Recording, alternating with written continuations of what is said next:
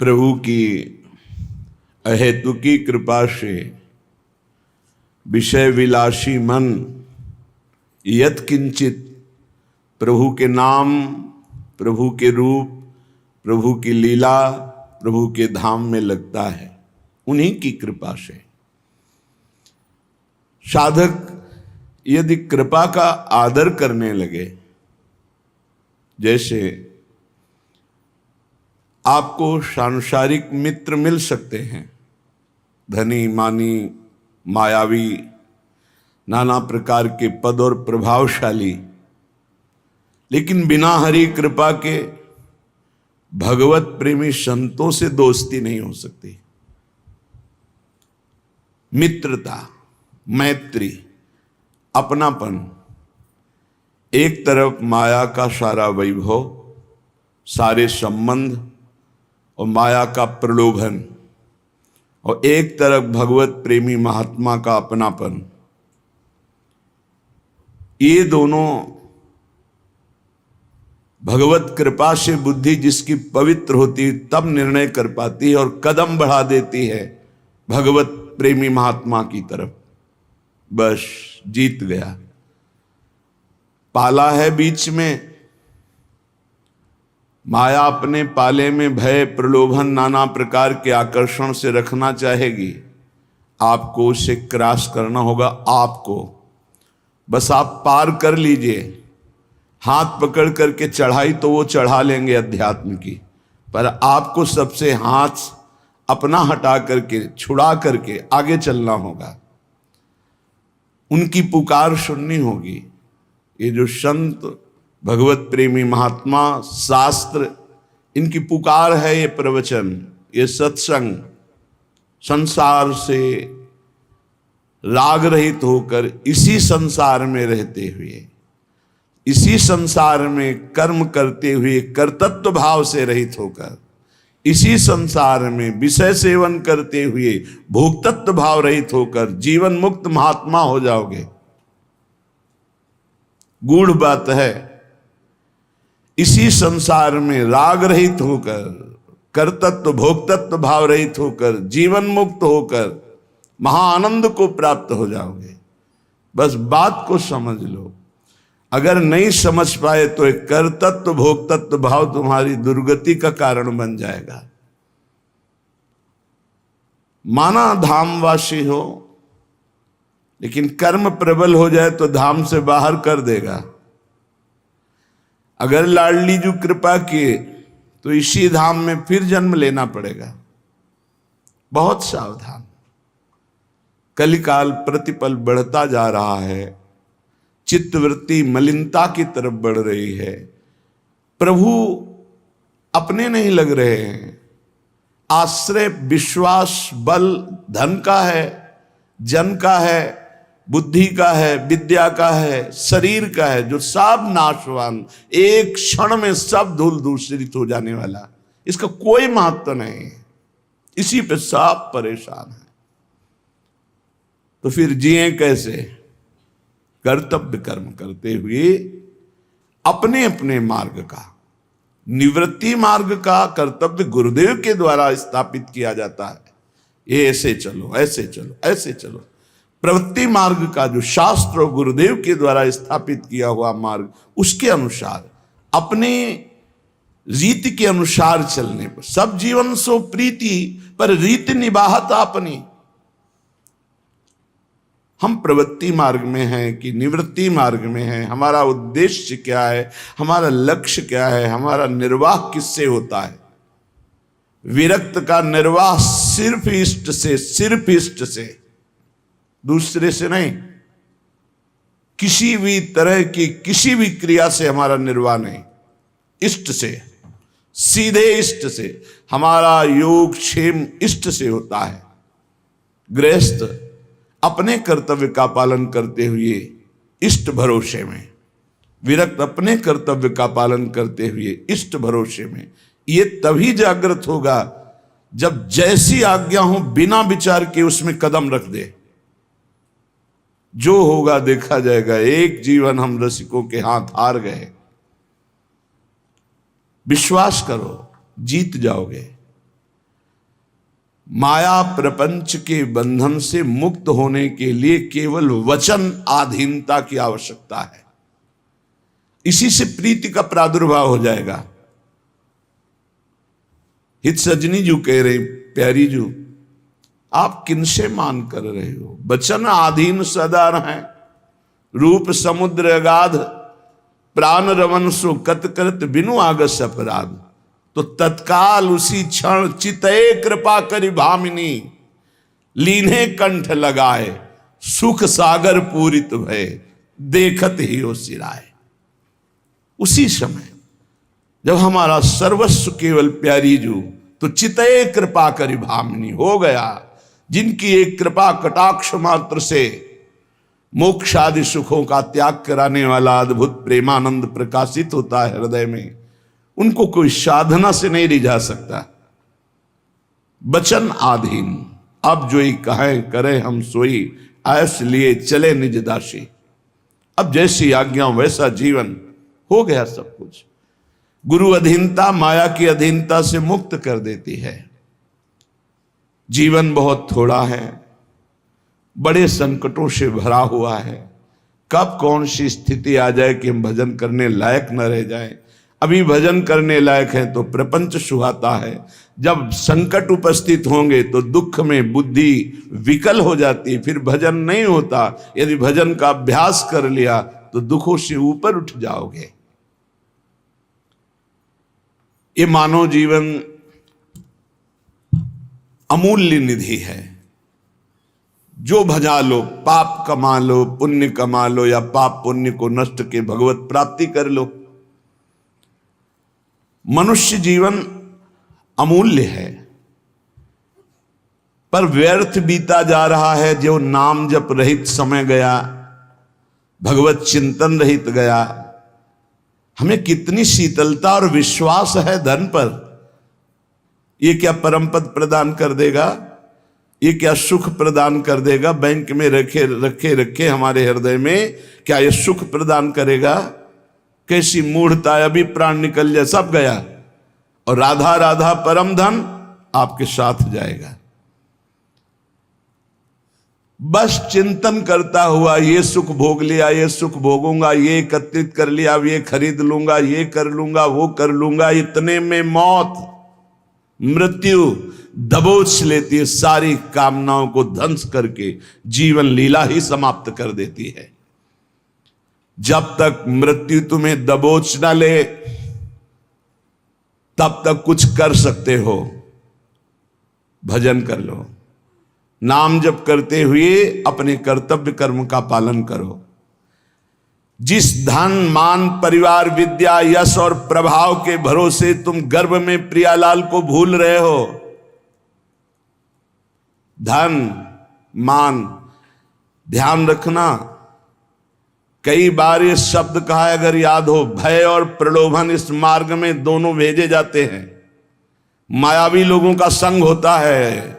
धन मान परिवार विद्या यश प्रभुत्व, इसके गर्भ में आकर, इसके भरोसे में आकर जो तुम प्रभु को भूल रहे हो, अहंकार से फूल रहे हो, तुम्हारी जरा भी मदद ये न धन कर पाएंगे, न विद्या, न यश, न मान, न प्रभुत्व और न मायावी लोग।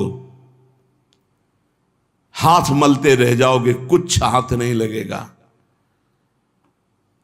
जब प्राण निकलने का समय आता है तो जीवन में जो किया वही सामने नाचता है और वही तुम्हारे अगले जन्म का हिसाब बन जाता है। नेत्रों के सामने छा जाएगा वही दृश्य जो तुम्हारी दुर्गति होनी है। अगर भजन किए हो तो भगवान कहते अंतिम समय मैं उसकी स्मृति बनता हूं। यही तो भरोसा आनंद दे रहा है कि हमसे चूक हुई तो आपसे चूक नहीं होगी, आप हमारी स्मृति बन जाओगे। हाय, इतना सुंदर अवसर और इतनी मलिन आश्रय वृत्ति, धन विद्या रूप महत्व कुल परिवार व्यवहार, ये तुम्हारे किसी काम में नहीं आएंगे। अभी बात मान लो, किसी काम में नहीं आएंगे। ना तुम्हारी कभी सहायता कर पाएंगे और ना ये तुम्हें सुख प्रदान कर सकते हैं जिनका तुम भरोसा लिए हो। पद का, धन का, प्रतिष्ठा का, व्यवहार का, परिवार का पक्का। ये उस समय समझोगे जिस समय तुम समझ पाकर कुछ कर नहीं सकते। मन पछतई है अवसर बीते, दुर्लभ देह पाए हरिपद भज, करम वचन अरु जीते। भगवत कृपा मूर्तिमान मनुष्य शरीर प्राप्त होना, आंख ठीक है, कान ठीक है, नाक ठीक है, जबान ठीक है, सब स्वस्थ हो, बड़ी कृपा भगवान की। अब हमको भगवान की कृपा से सत्संग भी मिल गया। अब हमको पता भी है कि सत्य वस्तु क्या है, असत्य क्या है। वैसे सत्य वस्तु वो क्या है और असत्य क्या है तो गांव गली में भी लोग जानते हैं। जब किसी का शरीर छूटता है ना, माथे पे या कांधे पे 100 रखे होते हैं। गांव से दूर यात्रा में 2 आदमी माथे पे रखते हैं, एक आगे एक पीछे। नजदीक यात्रा में 4 आदमी कांधे पे ले लेते हैं और उस समय गान करते हैं, राम नाम सत्य है। पता है उनको सत्य क्या है, पर गीत केवल गाते हैं, चित्त में नहीं एक बार भी उनके कि हम क्या बोल रहे हैं। अंतिम जीवन लीला का अंतिम फल राम नाम सत्य है। तो अब जीवन भर लग जाओ हर कार्य करते हुए जबान से भगवान का नाम रटना, क्योंकि आज से तुम्हें पता चला कि जिस शरीर को ये बहुत अपना मान रहा था आज उसे फूंका जाएगा, वो नष्ट हो जाएगा। सत्य है तो भगवान का नाम, लेकिन वो केवल गाने में आता है। वो गीत केवल अंतिम समय, शरीर छूटने के समय कि चलो सत्य वस्तु का ज्ञान करा दे कि राम नाम सत्य है, भगवान नाम सत्य है। दुर्लभ देह पाए हरिपद भज, करम बचन अर जीते, मन पछतई है अवसर बीते। अब पछताए का बने जब चिड़िया चुन गई खेत। काल रूपी चिड़िया जीवन रूपी खेत के श्वास रूपी दाने चुन गई, अब क्या बचा। इसलिए सावधान हो जाओ, अपने मनुष्य शरीर को संभालो। तुम्हारा मनुष्यपना इसी बात में है कि इसी जन्म में तुम ब्रह्मबोध या भगवत प्राप्ति कर लो। अनंत जन्मों के भटकन को मिटा दो, नहीं भटकते ही रहोगे, कोई रास्ता नहीं है आगे। अभी समझ में नहीं आ रहा, प्रमादवश अभी लग रहा है मैं मनुष्य हूं, जवान हूं, खूब धन है, मैं भोग लूं। लेकिन शरीर छूटते ही ये मानो दे, फिर तुम परवश हो जाओगे। पशु पक्षी नाना प्रकार की योनियों में तुम्हारी बिल्कुल स्वतंत्रता नहीं रहेगी कि तुम कोई नवीन कर्म कर लो। भगवान की जब अहेतुकी कृपा होती है तब संत मिलते हैं। जिसके जीवन में संत का प्रवेश हुआ, समझो हमारे ऊपर अहेतुकी कृपा श्री हरि की है। अब मोहि भा भरोस हनुमंता, बिनु हरि कृपा मिले नहीं संता। तो जब संत मिले तो उनकी आज्ञा पालन करो, उनके बतलाए रास्ते पर विचार करने की जरूरत नहीं है। संसार के दोस्त मित्र मायावी व्यवहारी, इनसे बात करने पर इनकी बात पर विचार करो। बिना विचारे जे करें ते पाछे पछताएं, काम बिगाड़ो आपनो जग में हो हंसाए। पर जब संत सदगुरु बात करें तत्काल उनकी आज्ञा के पालन में तत्पर हो जाओ। बिना ही विचार करी शुभ जानी, वहां विचार की गुंजाइश नहीं है। याद रखो, मनमानी आचरण करोगे तो जीवन असफल हो जाएगा, और संत आज्ञा में रहोगे तो जीवन सफल हो जाएगा। तुम्हारे ऊपर भगवान की अहेतुकी कृपा की वर्षा हुई। मनुष्य शरीर, संत समागम, भजन पद्धति का तुम्हें ज्ञान हो रहा है। तुम्हारे सारे पाप संताप जल जाएंगे। तुम्हारा हृदय आनंद और शांति के सुख में डूबने लगेगा। तुम भगवत प्रेम की धारा में डूबकर परमानंद को प्राप्त करोगे। परंतु याद रहे, केवल नकल की हम बात नहीं कह रहे, हम असल बात कर रहे हैं। आज लोग केवल बाहरी बातों पर ध्यान देते हैं, आंतरिक वृत्ति पर नहीं ध्यान देते। आप जितना फैलाओगे आपका चिंतन फैलता समा जाएगा। समिटे सो आशिक, फैले सो जमाना। बात मान लो, समिट जाओ। जितना समिट जाओगे उतना जीवन मुक्त होते चले जाओगे, जितना फैलते चले जाओगे उतना फंसते चले जाओगे। तुम्हें नहीं दिखाई दे रहा, तुम्हें लाभ दिखाई दे रहा है, हमें हानि दिखाई दे रही। अपने माने हुए लाभ का त्याग करके संत और गुरुजनों की मानी हुई वृत्ति पर हमें अपनी वृत्ति बैठालनी है। जो लोग संतों के प्रति आकर्षित होते हैं, आकर्षण, एक माया का आकर्षण, एक स्त्री पुरुष का आकर्षण, एक खान पान का आकर्षण, एक नाना प्रकार के पद प्रतिष्ठा का आकर्षण, पर जो संतों पर आकर्षित करते हैं वो भगवान के बड़े कृपा पात्र जन होते हैं, जो संतों से आकर्षित है। जैसे संसार में किए हुए आकर्षण आसक्ति दुर्गति का कारण है, पर वही आकर्षण आसक्ति यदि संत महापुरुषों से हो जाए तो मोक्ष का खुला हुआ द्वार भगवान कपिल देव जी कहते हैं। संतों के संग से अपनी मान प्रतिष्ठा, पूजा, बाहरी संबंध, संतों के प्रभाव से आई हुई भोग सामग्री, इसके भोग करने में न लग जाए। बड़ा सूक्ष्म विषय है, इसलिए कह रहे हैं सावधान। संत आकर्षण हुआ, बड़ी कृपा हुई भगवान की, तो संतों के पास जब भजन वो करते हैं तो मान प्रतिष्ठा मिलती है, रुपया पैसा मिलता है, भोग सामग्री मिलती। ये गुरु कृपा नहीं है, ये तो जीवन अर्पित किए हैं तो इन किन प्रकार जैसे रखें वैसे जीवन जी रहे हैं। हमारी गुरु की आंतरिक संपत्ति पर नजर होनी चाहिए। आंतरिक संपत्ति है प्रियालाल, सतत प्रियालाल का चिंतन, बहुत मस्त जीवन हो जाएगा। अगर बाहरी बातों को आप पकड़ोगे, मान पूजा प्रतिष्ठा नमस्कार रुपया पैसा, तो मोहग्रस्त हो जाओगे, अज्ञानग्रस्त हो जाओगे। क्या बिना भजन किए विभूतियां प्रकाशित हो जाएंगी क्या तुम्हारे अंदर, वैभव भगवान का? अरे जो संतों के बाहरी वैभव का भोग करने की चेष्टा करते हैं वो स्वयं डूबते हैं और अपने संग में दूसरों को भी डुबो देते हैं। आप गए और घालें जे को सत मार्ग प्रतिपालें। बड़ा सूक्ष्म विषय चल रहा है। उपासक को चाहिए मात्र केवल उनके उपदेश और उनकी आंतरिक संपत्ति पर नजर रखे। जीवन अर्पित है, अब जैसे आप रखो वो आपकी मर्जी। हमारा जीवन में कभी झगड़ा नहीं होगा, क्योंकि हमको जो गुरु ने संपत्ति दी वो बंटवारे वाली है ही नहीं। न चोर चुरा सकते हैं और न कोई गुरु भाई बंटवारा कर सकता है। अमोघ संपत्ति है, और गुरु की बाहरी संपत्ति पर नजर ही नहीं होनी चाहिए। नहीं, आंतरिक दो जगह नजर नहीं कर पाओगे। बाहरी संपत्ति पे नजर तो गुरु की आंतरिक संपत्ति पर नजर नहीं, आंतरिक संपत्ति पर नजर तो बाहरी है। ऐसे ब्रह्मादिक के भोग सब विषम लागत ताई, नारायण ब्रज चंद की लगन लगी ही जाए। कुछ लोग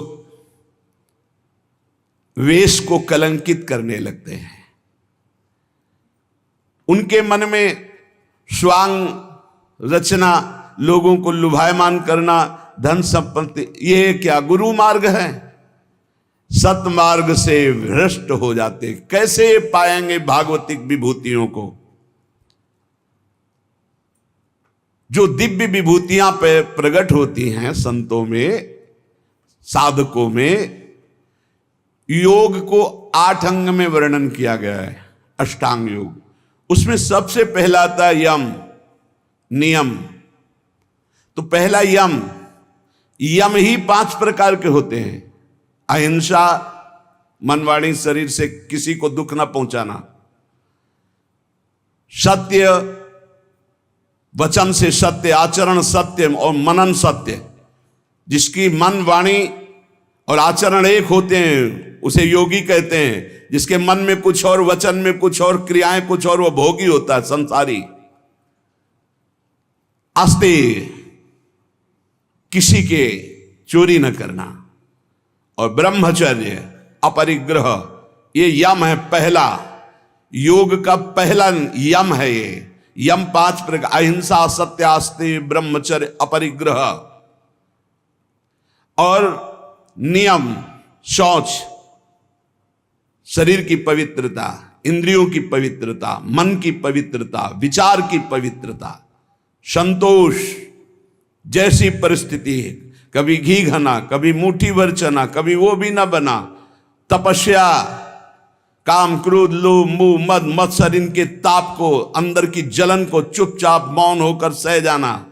स्वाध्याय, शास्त्रों का, ईश्वर प्रणिधान, अपने इष्ट पर दृढ़ निश्चय, ये नियम है।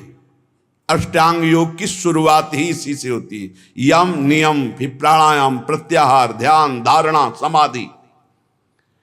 जिसकी नींव में यम नियम है वही अष्टांग योग के महल को खड़ा कर पाता है, और वही यम नियम की परम सिद्धियों को प्राप्त होता है। आजकल जैसा लिखा है, यम नियम से कोई मतलब नहीं, योग का ढोंग किया जाता है। यम नियम ही अहिंसा, सत्यास्ते, ब्रह्मचर्य, परिग्रह, यम, शौच, संतोष, तपस्या, स्वाध्याय, ईश्वर प्रणिधान, यही पूर्णता को प्रदान कर देंगे। ये बिल्कुल नहीं होते। इसलिए मान सम्मान रुपया की प्राप्ति के लिए योग का झूठा नाटक हो सकता है, लेकिन परमात्म समाधि में प्राप्त होने के लिए जो योग है वो यम नियम से प्रारंभ होता है। जिसके जीवन में यम ही नहीं है, नियम नहीं है, वो कैसे योगी हो सकता है? किसी भी मार्ग का पति को ये दो तो होते ही हैं सब में, यम और नियम। चाहे वो किसी भी मार्ग का, किसी भी संप्रदाय को, अगर अहिंसा, सत्यास्ते, ब्रह्मचर्य, अपरिग्रह, शौच, संतोष, तपस्या, स्वाध्याय, ईश्वर प्रणिधान नहीं तो है क्या फिर जीवन में? सच्चे बनो, नकली मत बनो। आचरणों की सत्यता ही साधुता की प्रमाणता है। तुम्हारे आचरण कैसे हैं? परम तत्व अनादि है, एक है, सर्वव्यापी है, सर्वाधार है, सर्वनियंता है, सर्वमय है, सर्वमय है। उसके अस्तित्व का अस्तित्व है, उसके प्रमाण को अनुभव करना है। श्री हरिवंश प्रमाण मनम। चेतना तो सब में, चेतनत्व रूप में परमात्मा विराजमान है। आनंद समुद्र सब में विराजमान, कौन डुबकी लगा पा रहा है? इसलिए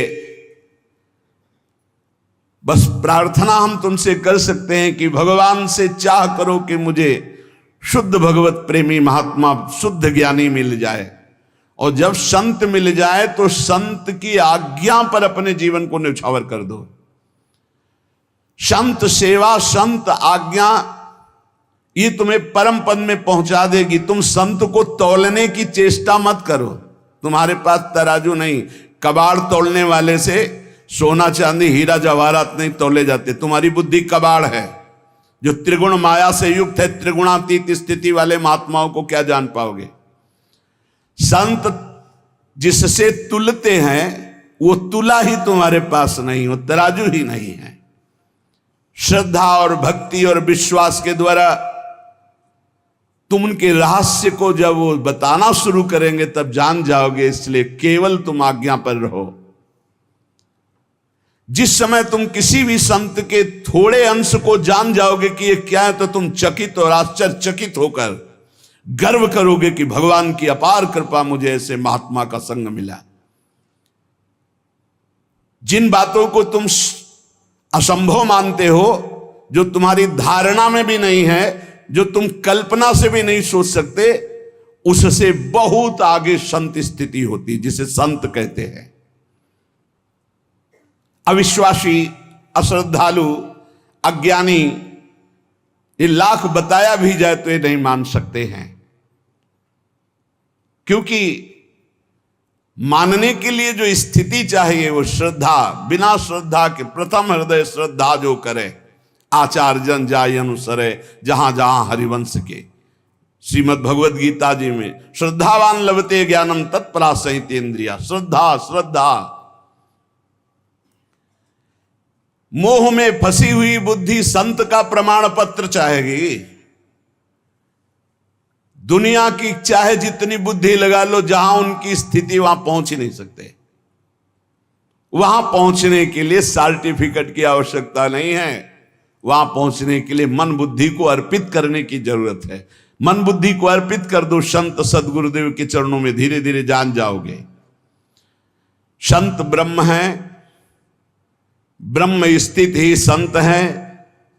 ब्रह्मपरायण, ब्रह्ममय, ब्रह्मज्ञानी, परमात्मा, बहुत बड़ी बात कर, परमात्मा के वो आश्रय हैं, परमात्मा हैं, परमात्मा के प्यारे हैं, परमात्मा के शिष्य हैं, परमात्मा के आश्रित हैं, परमात्मा के आश्रय हैं।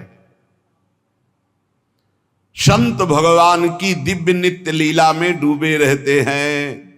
संत भगवान की नित्य लीला के यंत्र है। भगवान उनके लीलामय हृदय में बैठकर लीला करते हैं। ऐसे संत जिसको प्राप्त हो जाते हैं, फिर भगवान की प्राप्ति के लिए उसे कोई प्रयत्न नहीं करना पड़ता। भगवान की अमोघ दया से ऐसे संत मिलते हैं।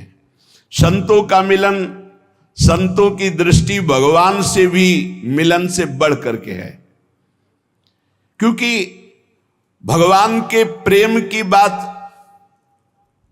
भगवान कभी अपने मुख से वर्णन नहीं करते। जैसे कहा गया कि भगवान के मिलने से भी बढ़कर भगवत प्रेमी महात्मा का मिलन है। तो भगवान के समीप उद्धव जी थे पर प्रेमी नहीं हुए, जब गोपीजनों से मिले तब प्रेमी हुए। भगवान के प्रेम महल की बातें तो केवल प्रेमी महली जन ही बता सकते हैं, वो भगवान भी नहीं बताएंगे। भगवान आंसुओं का रहस्य नहीं बताया उद्धव को, जाओ तो गोपीजनों के पास जाओ तो वहां जान जाओगे मेरे आंसुओं का रहस्य।